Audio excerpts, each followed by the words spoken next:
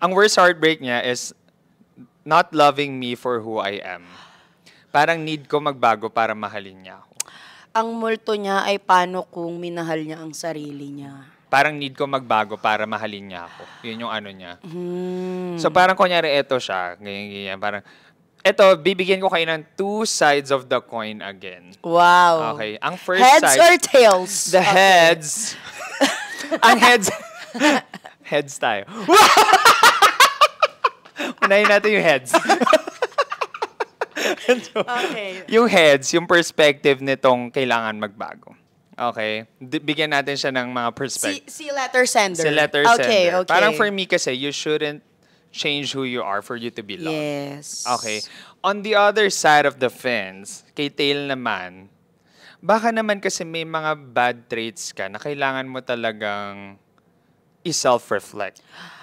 Gets mo? Kasi again, Gen Bs, ang mga nakukuha namin Very letters, general. very vague. Oo, we have no general idea siya. sino Yeah. ito, hindi namin ito makakakilala. So, hindi namin alam kung ano talaga. Sabihin Oo. na natin, like, wala naman. Like, eto lang siya. Like, parang okay naman. Like, green flag letter sender naman siya. So, parang for me, like, you should be loved and accepted for you, who you are. Ganyan. So, parang, hindi ka kailangan magbago talaga para matanggap ka at mahalin ka. Yeah. Maganda rin yung sinabi mong self-reflect kasi, Mhm. again, very vague yung nakuha nating Yes. letter. Hindi natin alam kung feeling niya lang to or yun yung nangyayari. Yes.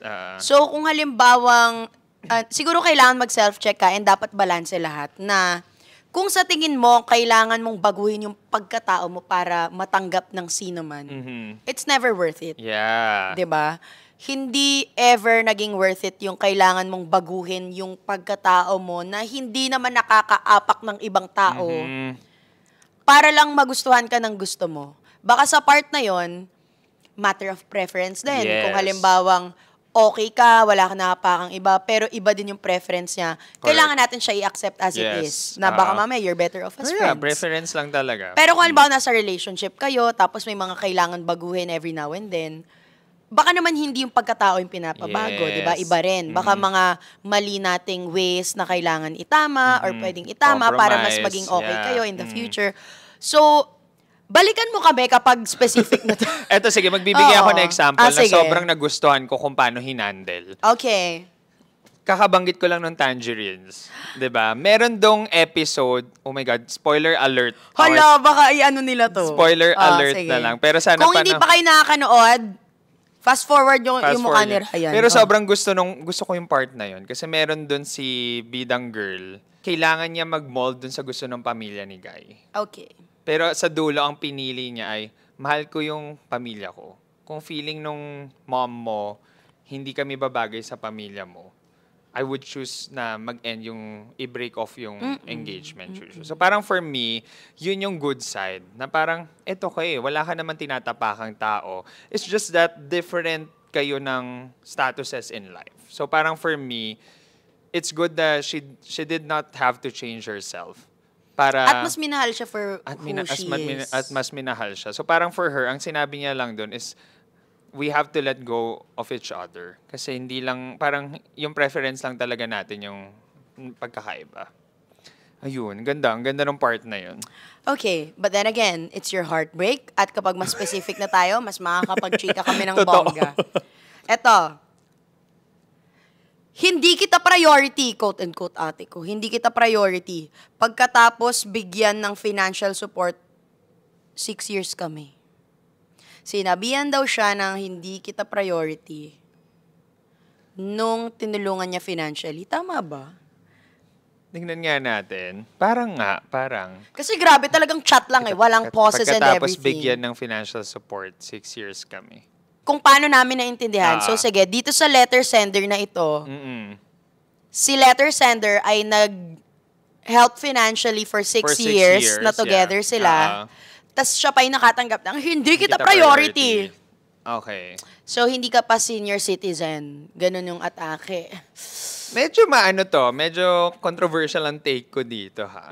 Kasi like for me, nothing against what you're feeling again. Medyo ilalayo ko yung thoughts ko or opinion ko. Again, very vague yung nakukuha Oo. natin. At para sa akin lang to, Kasi ako, if I am doon pa lang ako sa hindi kita priority. Doon lang ako wala tong financial support and Maganda 6 yan. years kami, blah, blah, blah. Doon sa hindi kita priority, ako kasi if I have a partner also, ayoko na priority niya ako. So ako lang to, ha? Parang, siguro baka pumasok na ako na third sa priority mo. Kasi like, lagi akong parang, kung believer, God, family, me. Parang ganon, Juju. So parang, ako okay lang ako na unahin mo yung pamilya mo kung may mga family errands kayo. Tsaka na lang ako papasok sa picture. Kung meron kang like religious errand, unahin mo lang rin yan. Tsaka na ako papasok sa picture. So, dun sa hindi kita priority, okay ako na hindi ako priority, pero nandun sa pang third, mga ganyan. So, hindi natin alam kung paano sinabi, anong nangyayari nung sinabi to, ganyan-ganyan. Pero like for me, I'm okay not to be the first priority. Yan. Ikaw, anong take mo dito? Ako dun lang din ako siguro chichika dun sa hindi kita priority. Again, very vague kasi. Wala tayong idea kung anong nangyari. Yes. Kung nagpupuksaan ba kayo dito. nag-aaway ba sila? Baka natutulog ka lang tapos biglang ginising ka ng, hello, hindi kita priority. Diba? Hindi natin alam. Again, yung sa financial din, hindi ako mangingialam dun kasi it's your money, it's your choice. Yeah. Kung anong gusto mong gawin dyan. Siguro yung doon sa hindi kita priority, kami din kasi ni Direk, very balance eh. Ayoko din nung iikot lang sa akin mundo niya. Ayoko rin iikot lang yung mundo ko sa kanya. But I would get her kung ba't siya na-hurt na sinabi yun sa kanya. Kasi di ba may mga time na like, pero again, hindi natin alam kung paanong context na nangyari. Yung buong story no? But I would get lang na baka na-hurt siya nung Yeah. sinabihan siya ng gano'n. Valid. Oo. Feeling ko nagiging super valid niya kasi parang feeling ko itong perspective ni person, may she be a girl or a guy. Parang si person, ang perspective was, I was supportive of you in the 6 years, even financially. Tapos ito lang sasabihin mo sa akin na hindi mo ko priority. Masakit yung gano'n naman talaga. So, super valid nung nararamdaman mo. Feeling ko like, was it a choice of career versus you, mga ganyan-ganyan, etc. Like, iba-iba yung pwedeng paglagyan. So, I hope you heal. yeah, and sana yung partner maging grateful also dun sa support in the 6 years. Or kung wala na kayo, sana makahanap ka ng tamang partner for you. Ito na naman tayo sa mga ganito, Mari. Dami ng ganitong... Ba't may hugot to? About ano na naman to? Oo. Ang worst heartbreak niya is, I have a 4-year situationship. Tapos nung nag-define the relationship, talk na kami, ang sabi niya, Ay, anong definition niya ng situation nila? I'm not ready for a relationship. After 4 years sila mag-situationship? What a situation. This situation is called situation. Situationship. Hindi ko alam, ate. I feel bad for her. We feel bad sobra. Kasi parang, ewan ko rin, dami ng 4 years What's with 4 years? Parang lately, ito sa mga nabunot natin ngayon, parang puro 4 year, parang 4 year each na yun. Umabot kayo sa 4 years na masaya lang kayo, na parang ang gulo-gulo, tapos tsaka kasasabihan ng hindi pa siya ready. Pero ba't mo ginugulo yung buhay ko ng 4 years? Never kong hihilingin ma-experience yung ganyan. Never ko rin siyang hihilingin kahit sa taong hindi ko kaibigan. Kasi ate, ang sakit ng ganyan. Yes. Para siyang, anong ginagawa natin, di ba? So, siguro, pag dumating yung tamang tao for you, mararamdaman mo na hindi siya ganyan. Na hindi mo kailangan maguluhan ng ilang taon only to receive these words na, hindi kasi ako ready. Para kang, anong sinasabi mo? Di ba? Ewan ko. I feel bad for her. Yeah, medyo mahirap yung sitwasyon na ganito. Kasi like, 4 years Again yun, 4 years mong naging routine, naging kasama sa buhay, etc. Pag sinabing situationship, di ba, yan yung parang kapag convenient lang. Parang kayo pero wala lang label. Parang ganun siya. So parang MU-MU.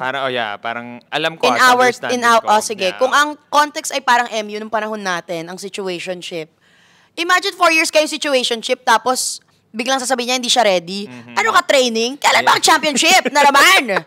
Diba? Ewan ko na sa mga to. Alam mo, ewan ko dun sa lalaking na-meet niya. Hindi ko talaga alam. So, ikaw parang siguro din sa letter sender natin. Hopefully, if tapos na itong situation mo na to, is sa next one mo, if possible lang, like after you heal, after mo maging okay, mag-self-love, siguro, mga early months of the situationship or relationship pa lang, try mo na Reflect ka na. mag-DTR talaga.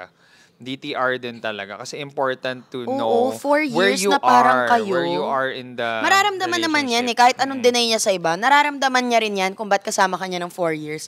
Tapos sabihin, hindi siya ready. Ate, laro! Yun ang sabihin mo sa kanya. Ate, Yes. nilalaro mo ako.